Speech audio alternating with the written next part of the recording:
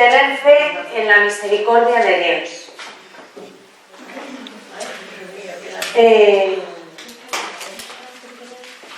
Cuando leemos la Pasión según el evangelista San Marcos, una de las cosas que más puede llamar la atención es el relieve que Marcos le da a la traición de Pedro. Marcos, como sabéis, vivió con Pedro, estuvo con él mucho tiempo y es el que más refiere palabras de Pedro, actuaciones de Pedro, y de manera especial le confiere muchísima relevancia a la negación de Pedro, a la traición de Pedro. Jesús ya lo había anunciado previamente en la última cena y después Marcos describe todo con todo su desarrollo, que no deja de ser humillante, ¿no? Pues, por ejemplo, cuando dice ni sé ni entiendo lo que me dices, son palabras que Marcos pone en la boca de Pedro. No conozco a este hombre del que habláis, juro que no conozco a este hombre. Todo eso nos lo va detallando Marcos. Esta insistencia sobre la negación de Pedro, sobre la traición de Pedro, es muy significativa porque Marcos era una especie de, como os digo, como una especie de secretario de Pedro, ¿no? Algo así como estás con la grabadora que graban todo lo que digo. Pues Marcos no tenía grabadora, pero escribía todo lo que Pedro decía. Marcos fue, como si dijéramos, el secretario de Pedro, ¿no? Y escribió ese evangelio, Marcos escribió ese evangelio basándose en los recuerdos y la información recibida de Pedro, básicamente. La fuente más importante de Marcos es Pedro. De donde podemos decir y deducir que el que más difundió la historia de su traición fue el propio Pedro. Y hizo, sirviéndose de Marcos, del Evangelio de Marcos, Pedro hizo una especie de confesión pública de su propia traición. Después de haber reencontrado el perdón y de haber sido confirmado por el Señor en Tiberíades, a Pedro ya no le importa en absoluto su buen nombre ni su reputación como cabeza de los apóstoles. Y Pedro quiso de alguna manera que todos los que en adelante cayeran como él había caído, nunca desesperaran, nunca dudaran del perdón del Señor, ¿no? Por eso insiste tanto. Vamos a detenernos un poquito en contemplar los detalles de este episodio. Un episodio muy doloroso para Pedro, pero también muy revelador y muy instructivo para nosotros, ¿vale? Nos va a ayudar a comprender la dinámica que conduce a la traición. Una traición no suele suceder de repente. Tienes un cruce de cables y traicionas. No, normalmente una traición lleva un proceso. Un proceso más o menos lento, más o menos consciente, pero un proceso real. Van sucediendo una serie de cosas que se repiten y al final uno se la pega. ¡Pum!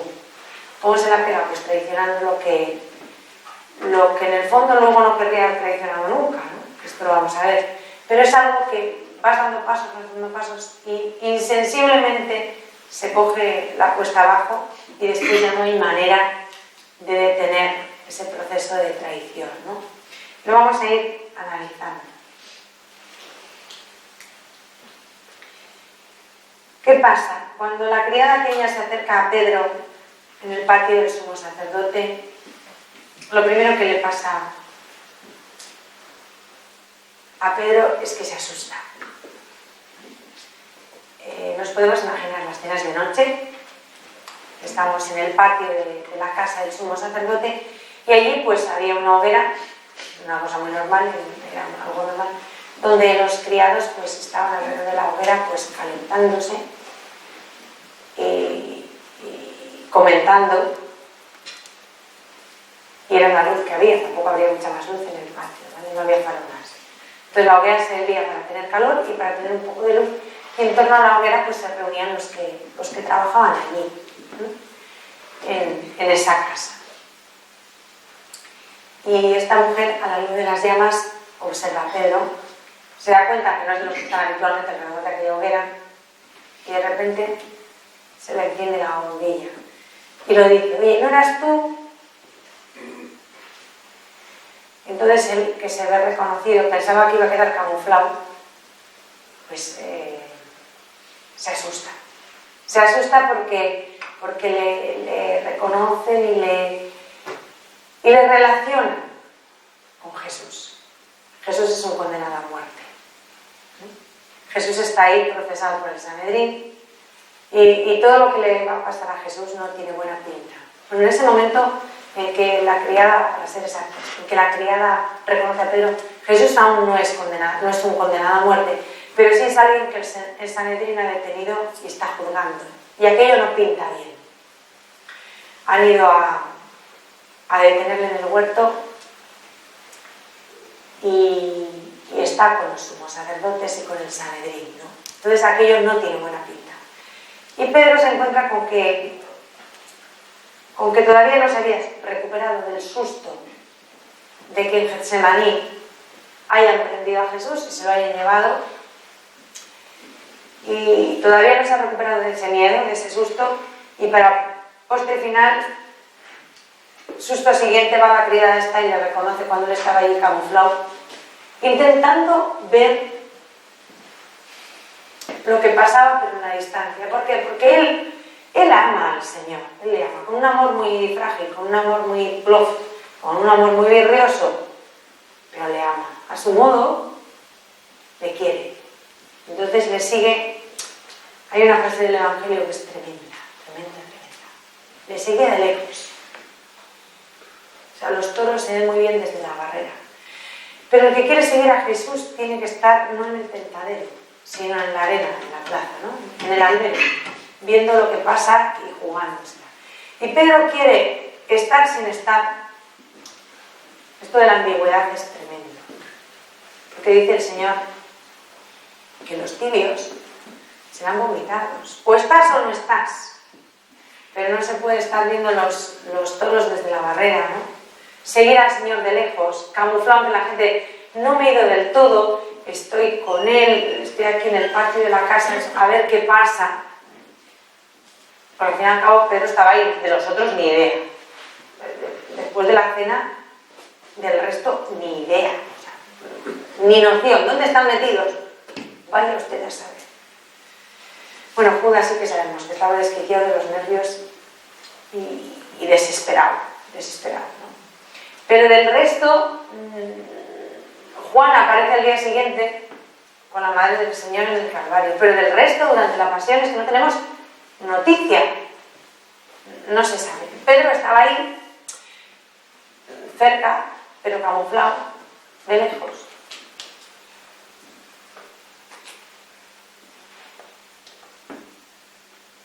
Está muerto de miedo después de que han arrestado a Jesús.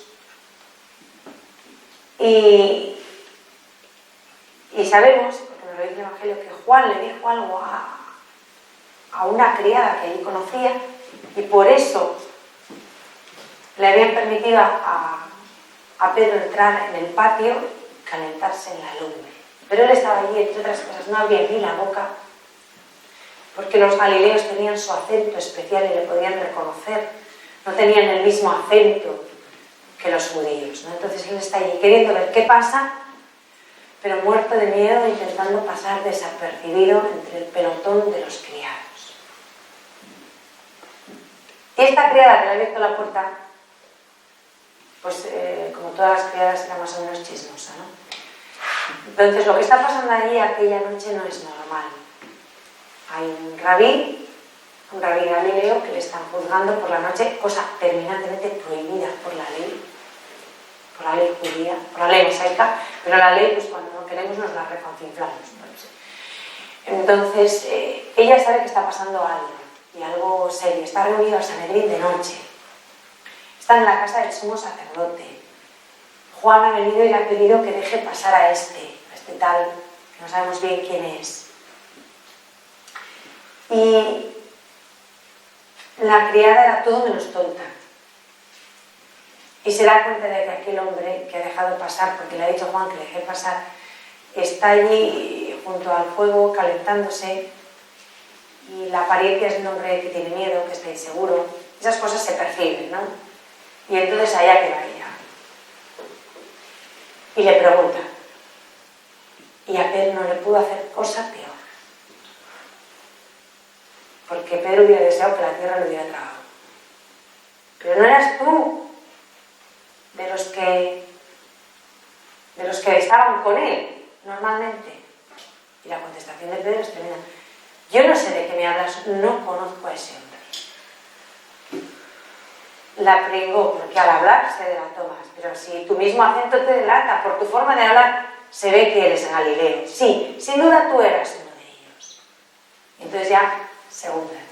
Juro que no conozco a ese hombre.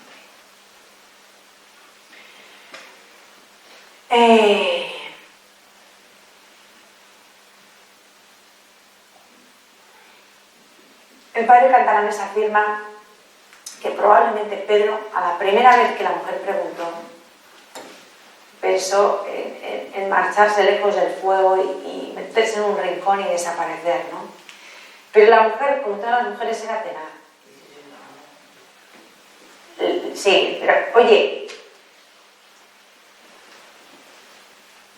vuelve a preguntarle por segunda vez, ¿no? Y mientras tanto el gallo ya había cantado una vez, pero Pedro estaba tan asustado que ni se había enterado. Y entre medias, cuando la mujer le vuelve a preguntar,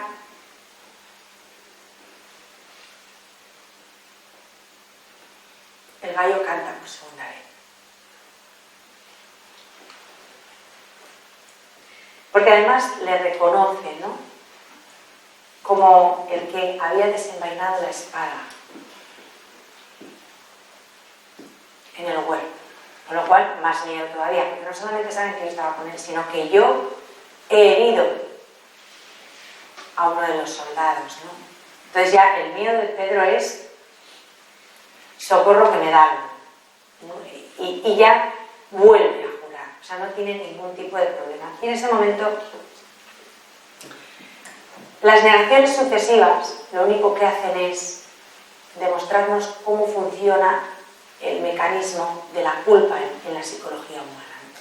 O sea, el miedo se va apoderando, el miedo genera inseguridad, la inseguridad lleva a la mentira. Porque cuando uno está muerto de miedo y tiene que justificarse, se apunta a un bombardeo. Y ya da lo mismo jurar en hebreo, en arameo, en todos los idiomas del mundo juntos, con tal de salir de esa sensación de pánico y de salvar el propio pellejo, negando lo evidente. Porque si te está diciendo que te han visto en el huerto con él y que ha sacado la espada y tal y cual, pues no te empeñas en decir que no, porque chico, mira, que te han pillado. Di, pues sí, es verdad, estaba con él. Pero el miedo es el mayor dictador, ¿sí?, de todos los tiempos, ¿sí? El miedo es tremendo. El miedo es el mayor tirano, porque hace que las personas dejen de ser personas y pierdan absolutamente la dignidad y la libertad, ¿no? Entonces, por miedo se puede llegar a cualquier cosa. Pedro se ha ido viendo arrastrado de una infidelidad a otra. Y cada vez peor. O sea, te coge la cuesta abajo y luego no hay quien frene. De hecho, se encuentra en una situación que él no hubiera imaginado jamás. Llegando a una traición que hubiera considerado imposible. De hecho, jamás te negaré. Eso lo había dicho Jesús. Cuando Jesús le predice, mira, cállate niño, porque tú la vas a liar en breve, ¿no? Antes de que el gallo cante 2 veces que me habrás negado, a mí 3, ¿no? Pedro dice que no, que de ninguna manera, que cómo va a pasar eso, que no, que nunca, jamás. Y cuando Pedro dice eso, no está mintiendo. O sea, en su corazón y en su voluntad, eso era cierto. Él nunca hubiera pensado que iba a negar al Señor como lo hizo. No entraba ni en su mente ni en su corazón, porque Pedro amaba al Señor y le quería muchísimo. Otra cosa es que Pedro se apoya en sus propias fuerzas y no cuenta con su pobreza y su fragilidad. Pero no es insincero. O sea, dentro de su cabeza no cabe traicionar al Señor. Y nunca hubiera querido hacerlo. Es más, cuando Jesús anuncia que uno de ellos le va a traicionar, se pone frito y empieza a indagar a ver quién es para cargárselo, ¿eh? Menos mal que no se enteró. Si no, pobre Judas. De hecho, como sabe que Jesús, porque Pedro no es tonto, es un poco versas, pero es muy impulsivo, es muy irreflexivo, pero no es tonto. Y quiere mucho al Señor. Y como sabe que Jesús nunca le va a decir a él, le dice a Juan que le pregunte. Pregúntale tú, que tú para estas cosas sabes mejor. Y a lo mejor a ti sí te lo cuenta. Le dice a Juan que indague.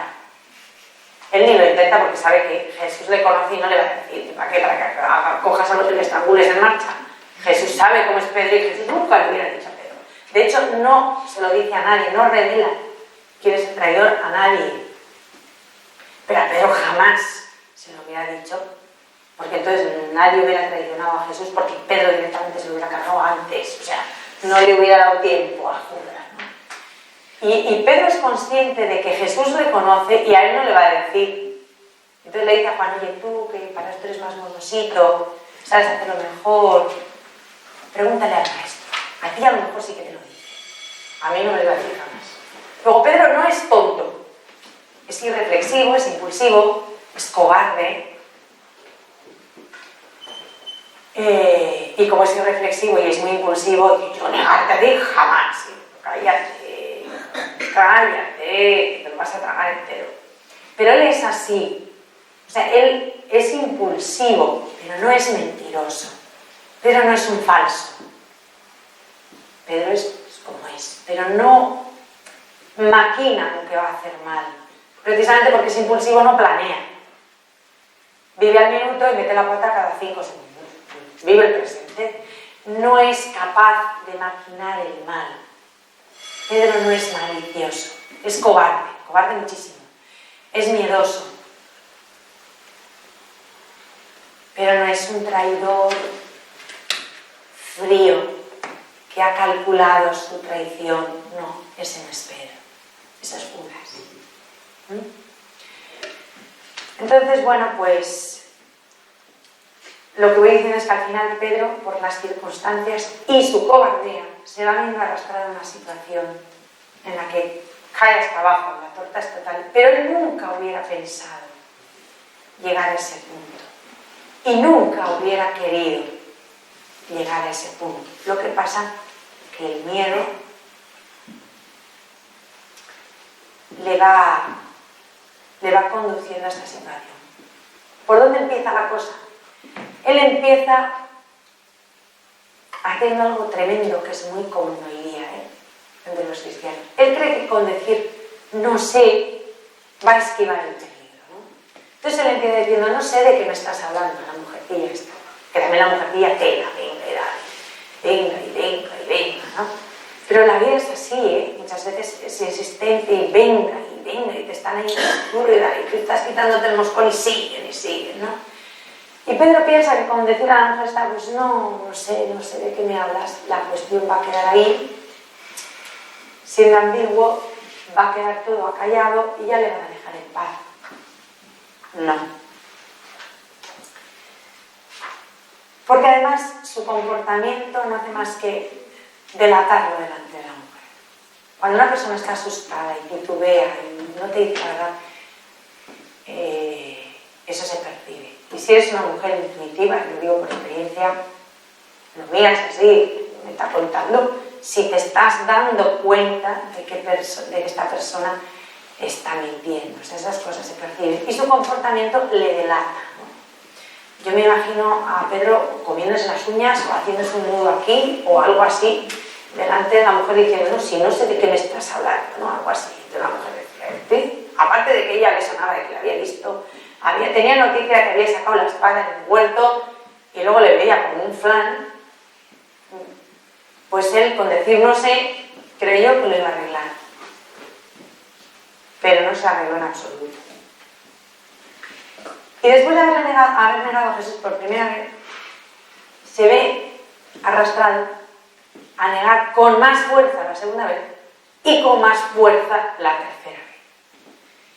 Su primera mentira, que es decir, no sé, que ya es una mentira, porque sí que sabe, pues le lleva, su primera mentira es una primera infidelidad, ¿no? Y además de que no arregla nada porque no le saca del apuro, le pone una situación cada vez más difícil, de suerte que la segunda mentira tiene que ser más gorda que la primera, y la segunda mentira le pone una situación más difícil todavía, entonces ya le lleva a la tercera, que es juro que no conozco a ese hombre. O sea, ya no es una mentira, es un perjurio. O sea, la cosa no suele mejorar, suele ir a peor. Las mentiras nunca arreglan nada, complican las cosas. Porque luego de tu vida quedas entre una mentira, pues para que no te quedes de fleco tienes que meter otra mentira más y otra cuña y al final es un cuento que no sabes dónde empezó y del que ya no se sabe cómo salir. La mentira es así. Y es lo que le pasó al pobre Pedro, ¿no? ¿Y qué nos demuestra esto? Algo que en teología moral está muy claro, pero aquí tenemos un ejemplo clarísimo. Y no era alguien que fuera malo, ni que tuviera mala voluntad inicial, sino era alguien frágil y cobarde. Pues esto es un ejemplo clarísimo de la tendencia natural del pecado a multiplicarse y a agravarse. Un pecadillo. Si solo nos quedamos en un pecadillo. Pero un pecadillo suele ser el primero de una larga lista de muchos más pecados y cada vez más graves. El pecado tiene una tendencia natural a multiplicarse y a agravarse, aunque sea solamente debido a la debilidad. Sobre todo si el pecado se basa en la mentira. Eso al final crea una cantidad de problemas y de conflictos añadidos, del que luego la maraña y la madeja es de tal calibre que no se sabe por dónde salir. Cuando intenta uno salir y qué tal, se va liando todo y al final no sabes, te ves con un lío tremendo y por dónde se sale. Entonces para intentar salir sigues mintiendo, sigues complicando y al final la bola se vuelve contra uno, ¿no? Este es un ejemplo claro de esa dinámica del pecado.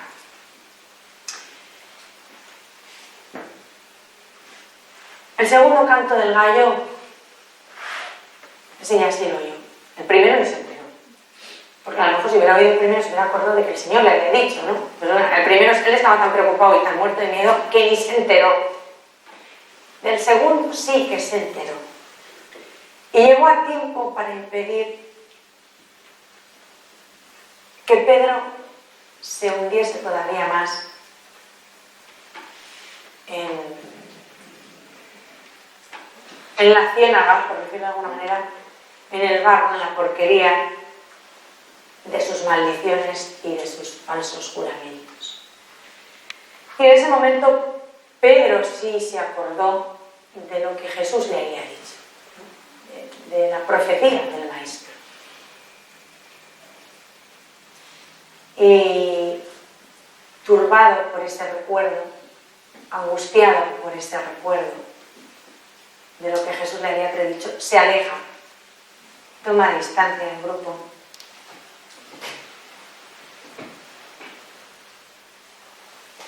Y precisamente en ese momento en que él toma una distancia del grupo, Jesús sale de la sala donde había sido interrogado por Caifás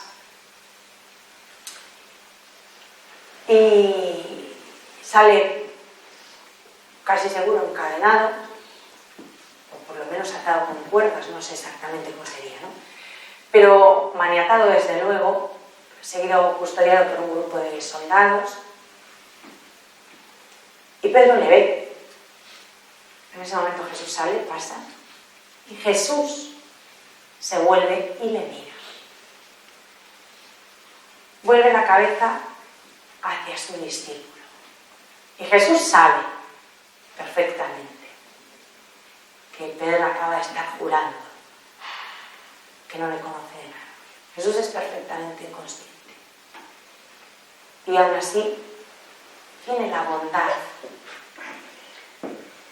y la condescendencia de mirar a quien está renegando de él, ¿no? Le mira, y en este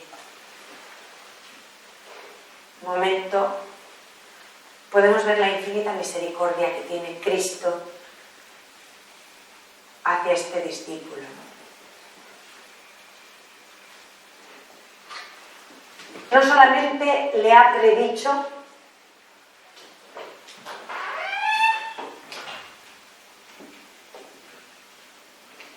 con una señal que lo detuviera en el borde del precipicio, que fue el segundo canto del gallo, sino que de alguna manera él interviene personalmente para reconquistar el corazón de Pedro, para volverlo a ganar con esa mirada, ¿no? Esa mirada de Jesús, pues podemos imaginar cómo tuvo que ser, ¿no?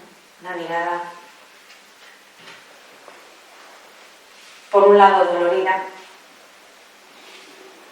Acaba de ser condenado por blasfemo, le acaban de acusar de eso. Al mismo tiempo que la máxima autoridad religiosa de su pueblo le está condenando a muerte por blasfemo cuando él era el Hijo de Dios. Y no había hecho otra cosa en su vida sino bendecir al Padre, pues le condenan por blasfemo. Y al mismo tiempo que esto está sucediendo, aquel que ha escogido como el primero entre sus discípulos está jurando que no le conoce. Tantas cosas, ¿no? Lo vivido anteriormente en Getsemaní, saber que Judas ya le ha vendido, ya le ha traicionado. Ahora Pedro le traiciona, pues evidentemente sobre Jesús hay un cúmulo de tristezas, de dolores, de penas, ¿no? Pero en Jesús siempre el amor es más grande que él mismo, ¿no? Que su propio dolor. Y entonces en esa mirada de Jesús yo pienso que además de todo el dolor que llevaba, sería una mirada dolorida, pues habría por supuesto una mirada llena de compasión, sin reproche, pero algo hubo en aquella mirada, mezcla de misericordia, de compasión, de dolor, que sin reprochar hizo reaccionar a Pedro. Es cada cual que lo imagine como pueda, porque es indescriptible lo que tuvo que haber en esa mirada, ¿no? Es una mirada que hace comprender a Pedro su culpa, la culpa que ha cometido. Pedro hasta ese momento, hasta esa mirada, se ha dejado guiar instintivamente por el miedo y por el deseo de escapar de las sospechas que pesaban sobre él. Pedro en sus negaciones pensaba solamente en sí mismo y en salvar su pellejo, evidentemente. No pensaba en nada más ni en nadie más. Y no se estaba dando cuenta cuando negaba de su pecado, no se estaba dando cuenta de su infidelidad.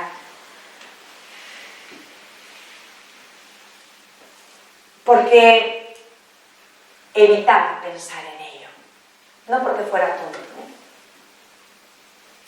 Esto nos pasa muchas veces cuando pecamos. Evitamos pensar en la responsabilidad que tenemos de lo que estamos haciendo, sea cual sea el pecado que estemos cometiendo, ¿no? evitamos pensar en ello y no queremos hacernos plenamente conscientes de la verdad de nuestro comportamiento. Esto pasa muchas veces cuando es un pecado que en el fondo conocemos. Que la mayoría de las veces cuando pecamos, alguna vez, sobre todo nosotras, ¿no?, podremos alegar ignorancia. Alguna vez. Pero ya llega un momento en el que no hay ignorancia. Si no es que preferimos no pensarlo, no asumir la responsabilidad de lo que estamos haciendo, mirar para otra parte. Y hay momentos en la vida en que Dios nos sale del encuentro, nos mira de frente y dice, sin decir, pero te dice, ¿qué estás haciendo?, ¿no? Y ese momento es aquí, cuando Jesús sale de la casa de Caifás y se encuentra ante Pedro, y Pedro se ve ante Jesús y se sitúa de nuevo con esa mirada en la verdad, sencillamente, ¿no? Jesús, cuando nos mira, no nos reprocha, sino que nos sitúa en la verdad y nos hace valorar las cosas con la perspectiva correcta.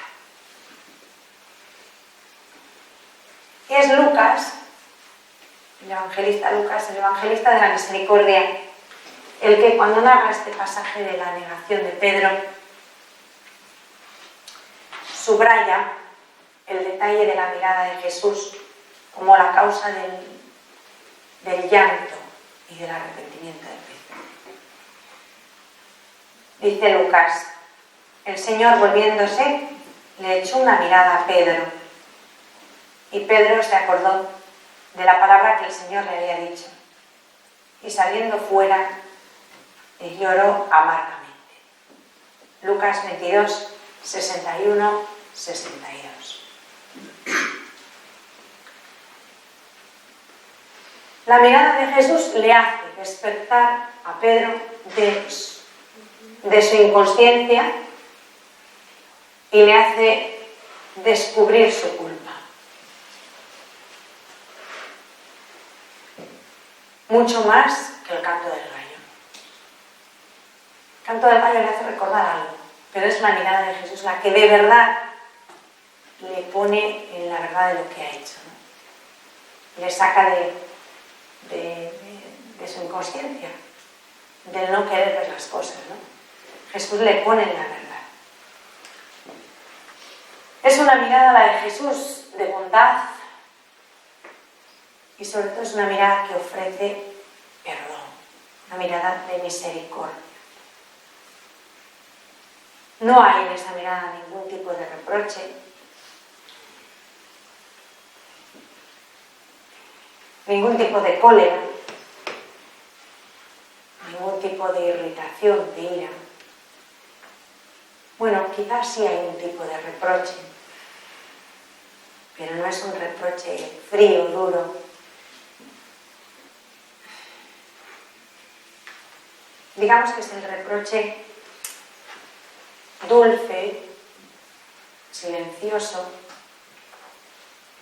de quien ha sido herido en su afecto, de quien ha sido herido en algo que tiene muy dentro del corazón y que cuida mucho, ¿no? Y no es un, ¿pero qué me has hecho? Eso sería un reproche irado, sino, ¿pero cómo me has hecho esto? El tono es diferente, ¿no? Pues ese matiz que nos explica mejor puede ser el único reproche de pena, de tristeza, de dolor que pudo Pedro ver en la mirada de Jesús. Y ese dulce reproche y esa mirada de misericordia es la que de verdad obtiene el resultado del dolor del apóstol, ¿no? De la contrición de Pedro. Otro tipo de mirada nunca hubiera conseguido eso.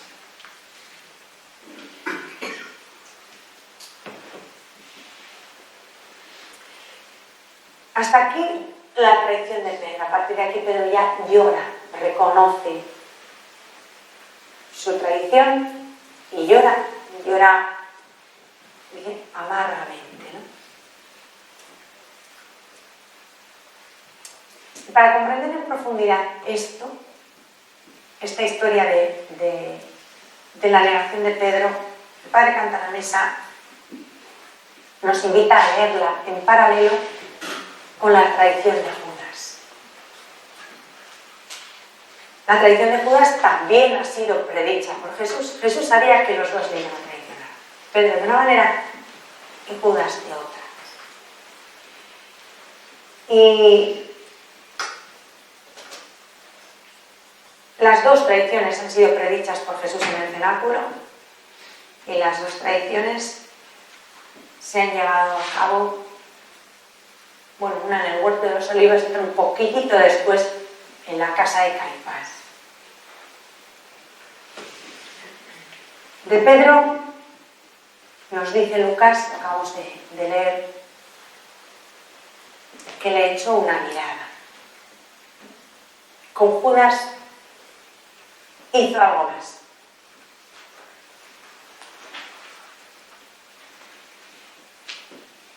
Jesús le besó. Porque cuando nos dice el Evangelio que se acercó y lo besó y con el beso pues le entregó, pues Judas con un beso me entregas, ¿no? Le pregunta. La manera de besarse de los judíos no es como nosotras, tú te quedas aquí conmigo. Puede venir uno, estás como un poste, te da un beso y ya. No, es cuando dice, si Jesús, o sea, si Judas besó a Jesús, es porque Jesús besó a Judas. O sea, el beso entre los judíos conlleva esa correspondencia, ¿no? Luego, Jesús no solo se dejó besar de Judas, que es bastante hiriente, si no pensamos despacio, el gesto es, porque es el gesto de la amistad, y con el gesto de la amistad está traicionando, ¿no? No solamente se dejó besar, sino que correspondió al beso de Judas. Con una diferencia, que Judas besó a Jesús con una intención perversa, ¿no? Era el signo con el que había convenido con los soldados para entregarle, para que supieran quién era, ¿no? Y Judas besa a Jesús con esa intención perversa. Jesús no le besa con ninguna intención perversa, sino con la intención hasta el final de intentar ablandar ese corazón, ¿no? De intentar evitar el pecado de Judas, la traición. De hecho, Jesús le dice, amigo, con un beso me entregas. Y la palabra de Jesús es siempre verdad, es palabra de Dios. Si Jesús dice amigo, es porque considera a Judas amigo. Amigo, con un beso me entregas. Amigo no porque lo seas, porque tú no quieres ser mi amigo, sino porque yo quiero ser amigo tuyo y que seas amigo mío. A pesar de tu resistencia, sigo deseando tu amistad.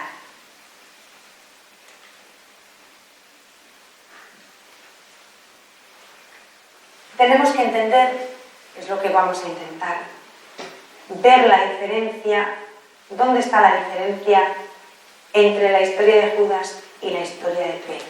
Porque son dos historias que terminan de un modo diferente, pero en el fondo son bastante similares, ¿no? Bastante parecidas.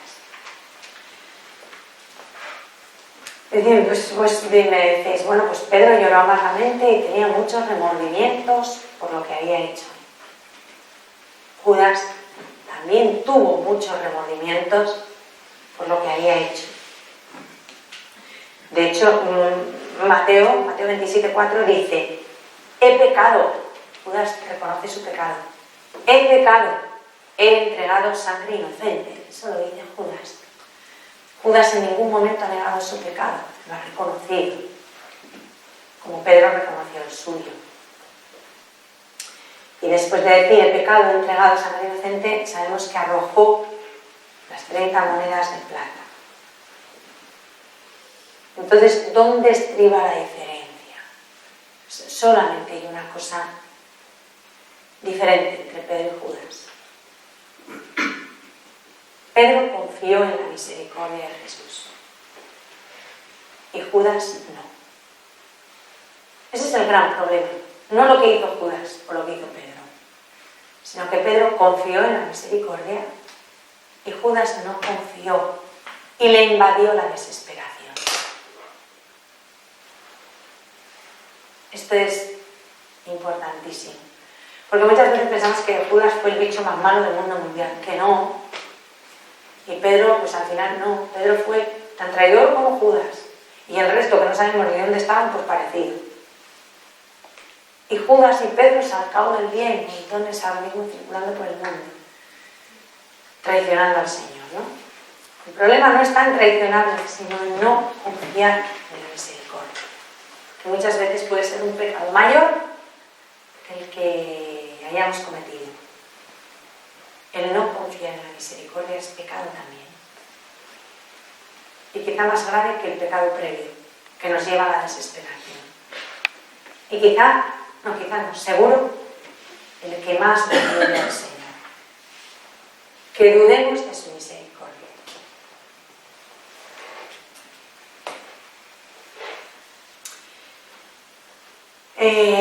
Si leemos la Biblia, encontramos un muestrario, una galería de historias paralelas de pecado que concluyen de modo diametralmente opuesto. Por un lado, tenemos la de Pedro y Judas, que estamos viendo, y luego en la Biblia, como digo, hay otro montón de historias paralelas que Dios en su pedagogía nos presenta así para que aprendamos, o para empujarnos, ¿sí?, a ver cuál es la elección correcta. Por ejemplo, Caín mató a Abel. Bien. Pero también David mató a Urías. Y no de mejor manera. Porque David era un tipo que tela. Pero es el santo rey David. ¿Porque fuera estupendo? No, porque las liaba al minuto. Y varias veces. ¿Por qué? Pues el motivo es siempre el mismo. Caín se desesperó, pensó que su pecado era demasiado grande para ser perdonado, ni siquiera intentó pedir perdón. Y David confió en la misericordia de Dios, a pesar de que las liaba gordas 25 veces por minuto, y gritó simplemente: misericordia, Dios mío, por tu bondad, por tu inmensa compasión, borra mi culpa, lava del todo mi delito, limpia mi pecado. David reconoce su pecado y pide misericordia. Caín no fue más pecador Caín que David, ni mucho menos. Pero es lo mismo, uno confía en la misericordia y pide misericordia, y el otro se desespera.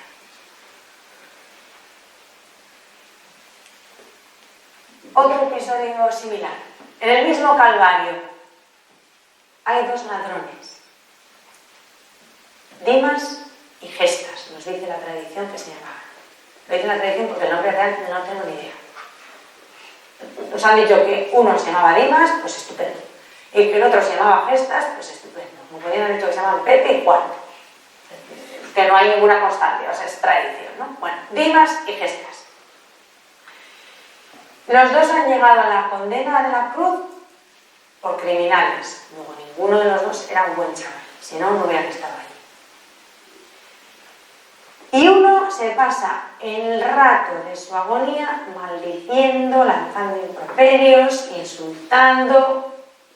Bueno, y se muere desesperado. No tenemos noticia de que cambiara de actitud. Y el otro también grita, pero grita: Jesús, acuérdate de mí llegues a tu reino. Y este fue el tío más listo de todos los tiempos. A mí no me van a cambiar mi idea. Estaba allí, la había liado parda porque si no, no estaba allí colgado de una cruz. Y dijo que esto se acaba aquí, esto, a ver, acuérdate de mí. No dijo nada más, no dio más explicaciones. No, acuérdate de mí cuando llegues a tu reino. Y la contestación de Jesús fue la mejor de todos los tiempos. Hoy mismo estarás conmigo en el paraíso. Este sí que lo supo hacer, no me digáis que no. O sea, sin catequesis previa, sin acto de contrición, sin rollos peloteros, sin confesión general, sin examen de conciencia. Acuérdate de mí. Y el otro ya era canonizado el día. Hoy mismo. O sea, este sabemos seguro que está en el cielo sin causa, sin milagros, sin el proceso canónico, sin todos los rollos peloteros, sin el Papa, sin nadie. Hoy mismo. San Dimas. Este lo supo hacer como nadie. ¿Cuál es la diferencia entre el uno y el otro? Que uno pide ayuda a Jesús, acuérdate, y el otro sigue lanzando improperios, pestes y juramentos en la última hora de su vida. ¿Cómo es tan sencillo como pedir perdón? Bueno, es que Dimas ni siquiera pidió perdón, porque no creo que lo tuviera muy claro, sino acuérdate de mí, lo que haya que hacer algo, o sea, no sé, como sea esto, pero acuérdate de mí, lo que haya que hacer. Porque él, en ese momento, se da cuenta de que Jesús tiene algo en ese reino del que habla, del que no sabe de qué va la historia, pero está allí colgado como Jesús Nazareno, el rey de los judíos, no sé qué será esto. Pero a ver, Dimas estaba ahí y oyó a Jesús. Padre, perdónales. La primera palabra de Jesús en la cruz. Eso Dimas lo oyó. Y todas las cosas que Jesús fue diciendo, ¿no? Entonces, antes de nada, se lanza. A la primera que oye es, Padre, perdónales, dijo Dimas, tal y como estoy, o me agarro a este, o no tengo más. Y la segunda palabra de Jesús es, hoy mismo estarás conmigo en el paraíso. Luego él se da cuenta de que este hombre tiene algo diferente que el resto para dar. Y no solo es eso. No viene exactamente al hilo de lo que estoy diciendo, pero de lo que pone aquí, pero sí al hilo de lo que estoy diciendo. Las únicas palabras de consuelo que Jesús oyó en ese momento, las dijo Dimas. No recibió palabras de consuelo de nadie más que de un ladrón. Acuérdate de mí. El acto reparador y consolador más grande que Jesús recibió ahí. Las palabras fueron las de Dimas. Por supuesto está la presencia de su madre, ¿no? Eso es aparte. Pero aparte de la Virgen, es que no podemos comparar nada con ella, ¿no? De la presencia de su madre, las únicas palabras amables que Jesús escuchó en la cruz, las escuchó de Dimas. Acuérdate de mí.